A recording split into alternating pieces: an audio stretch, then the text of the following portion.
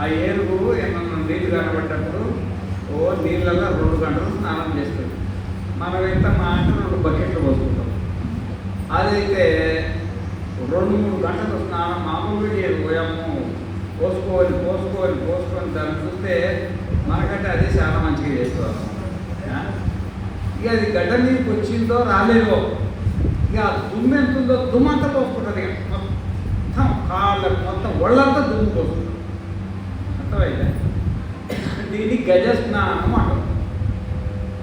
మనం పూజా రూపంలో కూర్చున్నప్పుడు గజ స్నానం చేసినట్టు చేస్తాం. పూజ పోయమ్మ 9 బొట్లు పెట్టిందే పూలు పెట్టిందే అష్టోత్తరాలు చేసిందే మంగళారతులు తిప్పిందే మామూలు పూజ ఉండదు. ఆ పూజా రూపం నుండి బయటకు వచ్చినాం అనుకో ఇక దుమ్ము పోసుకున్నదే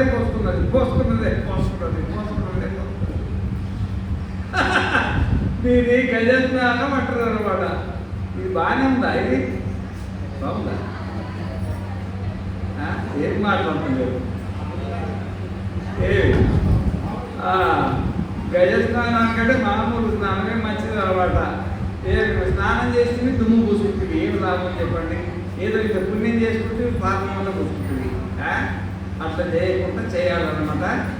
అందుకనే గురువులు ఉంటారు కదా, గురువులను ఉపదేశం చేసుకోవాలా. ఇప్పుడు ఎద్దులకు, బర్రెలకు, కుక్కలకు, కోళ్ళకు గురువులు ఉంటారా? ఇప్పుడు మీరు ఎద్దులో చూసిండ్రు, బర్రెలను అంతా చూస్తారు కదా, వాటికి గురువులు ఉంటారా? మీ ఊళ్ళే ఉంటారు, మా ఊళ్ళో అయితే ఉండరు. ఉంటారా? పశువులకు గురువులు ఉండరు. మనకు కూడా గురువు లేడు అనుకో ఒక మాటకు. ఇప్పుడు పశువులలో కలిసినట్ట కలపడుతుందా చెప్పండి మీరు? ఏం మాట్లాడుతున్నారు? అంతేనా? అది అందుకనే మన మానవ జన్మ వచ్చింది పశువులలో కలవడానికి కాదనమాట. సరే సంసారం అనేది తప్పదు, మాకు లేదు. ఆ సంసారం తక్కువ సంసారం నీకంటే మాకంటే ఎక్కువ సంసారం ఉందా మీకు? సంసారం తప్పదు, మీకైనా తప్పదు, మాకైనా తప్పదు. కానీ సంసారంలో ఉంటూనే మన సనాతన ధర్మం, మన గురువులు, మన ఋషులు మనకు పట్టించిన మార్గం ఉంది కదా, ఆ మార్గాన్ని మనం వదిలిపెట్టవద్దు అనమాట. రాముడు 14 ఏళ్ల వయసులో ఉపదేశం తీసుకున్నాడు. కృష్ణుడు చిన్న వయసులోనే సాంఘికుల గురుకులంలో ఉపదేశం తీసుకొని అప్పుడు రాముడు దేవుడు అయింది. రామాలయాలు ఉంటాయా? ఉంటాయా రామాలయాలు? ఉంటాయి. కృష్ణాలయాలు ఉంటాయా? మరి మనకెందుకు ఆలయం కట్టరు?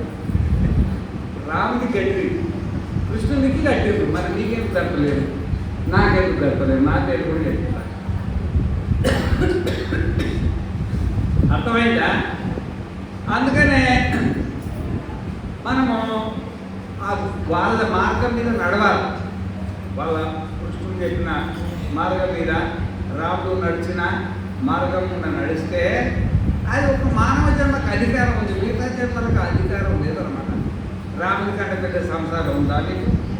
కృష్ణుడి కంటే పెద్ద సంసారం ఉందా? వాళ్ళకంటే ఎక్కువ కష్టాలు ఉన్నాయా? పోనీ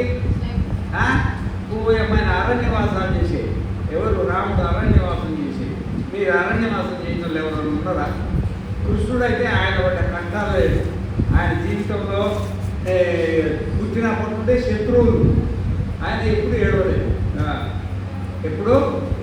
ఏడవలేదు అనమాట. ప్రాసాన్నివ భారత ఎప్పుడు సంతోషంగానే ఉన్నాడు.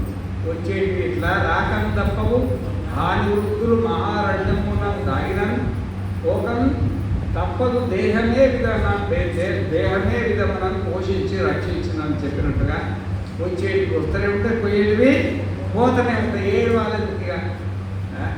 నువ్వు ఏడ్చినా వచ్చాయి, ఏడవకున్నా వస్తాయి. అందుకే ఎందుకు ఏడవాలా? వచ్చేటివి రాని, పోయేటివి పోవని అని వదిలిపెట్టేసి మనం ప్రశాంతంగా ఉండాలా. అందుకనే మనకు భగవంతుడు మనకు ఏ మార్గం నడవాలో మనకు దారి ఉంది. ఇప్పుడు భగవద్గీత మన కోసం ఉందా, పశువుల కోసం ఉందా? ఏం మాట్లాడతలేదు? మన కోసం చదవడానిక, చదివి నడుచుకోవడానిక?